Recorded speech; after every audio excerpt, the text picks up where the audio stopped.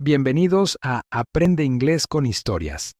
Aprende inglés de manera divertida y fácil con historias cortas, que te mantendrán enganchado mientras mejoras. Tanto si eres principiante como si buscas perfeccionar tu inglés, nuestras lecturas y cuentos. Te ayudarán a avanzar a tu propio ritmo. Of course, the man in the brown hat said. There are good policemen and there are bad policemen, you know. You're right, the young man said. Yes, that's very true. Isn't it, Julie? He looked at the young woman next to him. Julie didn't answer and looked bored. She closed her eyes. Julie's my wife, the young man told the man in the brown hat. She doesn't like trains. She always feels ill on trains. Oh, yes, the man in the brown hat said. Now my wife, she doesn't like buses. She nearly had an accident on a bus once. It was last year. No, it wasn't. It was 2 years ago. I remember now. It was in Manchester. He told a long, boring story about his wife and a bus in Manchester. It was a hot day and the train was slow. There were 7 people in the carriage. There was the man in the brown hat, the young man and his wife, Julie, a mother and 2 children, and a tall, dark man in an expensive suit. The young man's name was Bill. He had short brown hair and a happy smile. His wife, Julie, had long red hair and very green eyes, the color of seawater. They were very beautiful eyes. The man in the brown hat talked and talked. He had a big red face and a loud voice. He talked to Bill because Bill liked to talk too. The man in the brown hat laughed a lot, and when he laughed, Bill laughed too. Bill liked talking and laughing with people. The 2 children were hot and bored. They didn't want to sit down. They wanted to be noisy and run up and down the train. Now sit down and be quiet, their mother said. She was a small woman with a tired face and a tired voice. I don't want to sit down, the little boy said.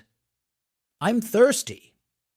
Here, have an orange, his mother said.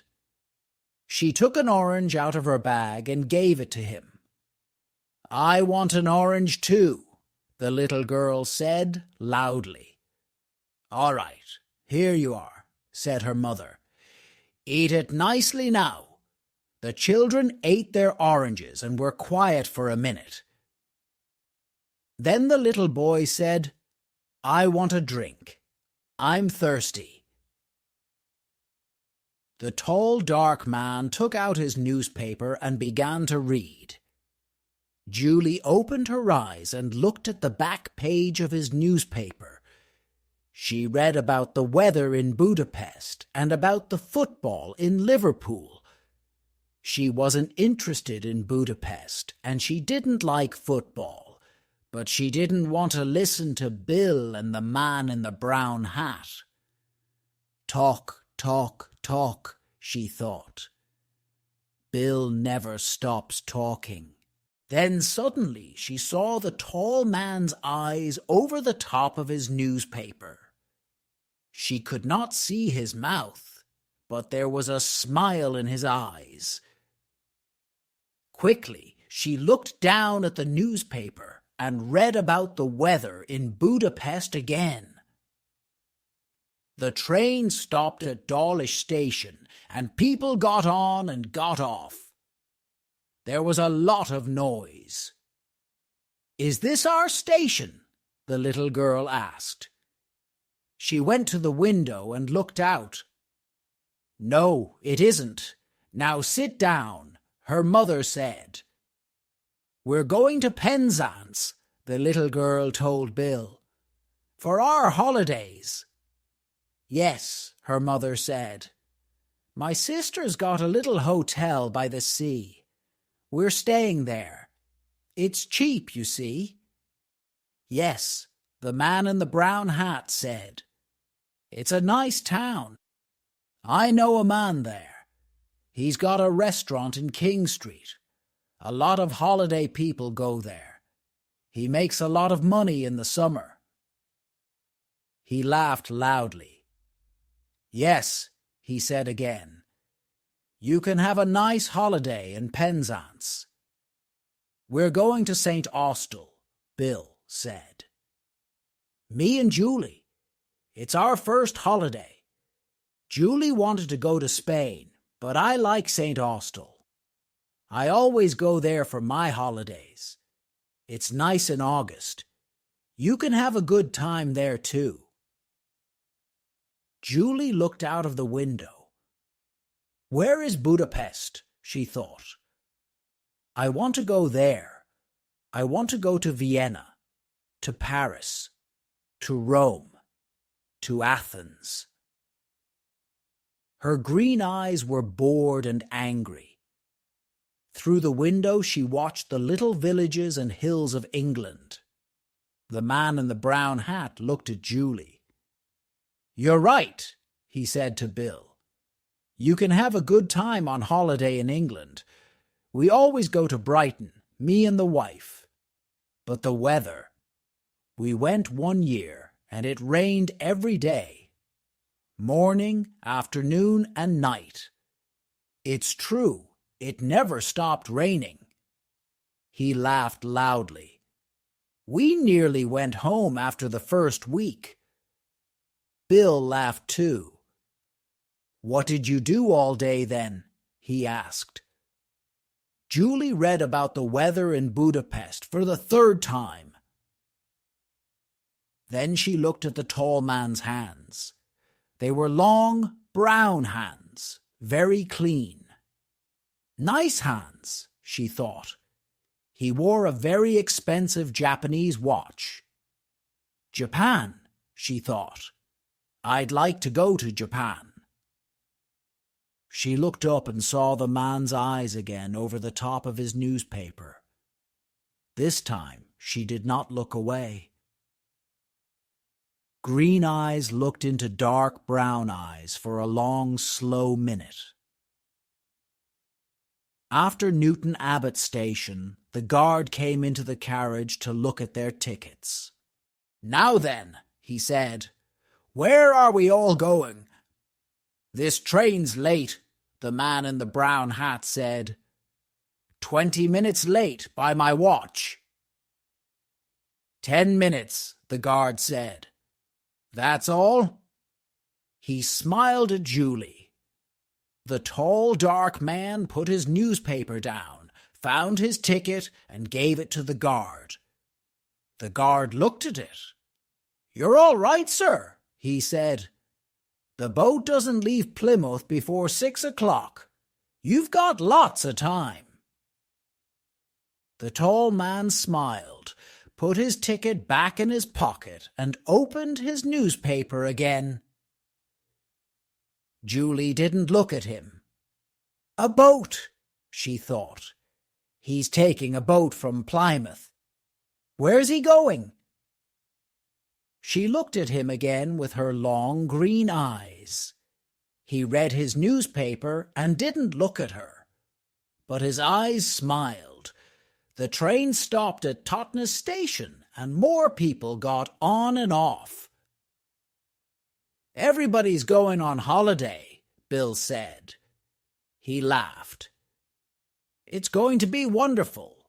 No work for 2 weeks. It's a nice, quiet town, St. Austell.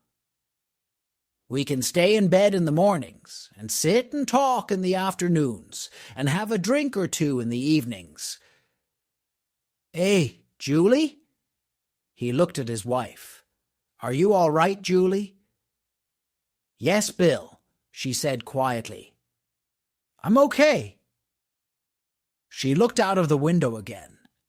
The train went more quickly now, and it began to rain. Bill and the man in the brown hat talked and talked. Bill told a long story about two men and a dog, and the man in the brown hat laughed very loudly. "That's a good story," he said. "I like that. You tell it very well.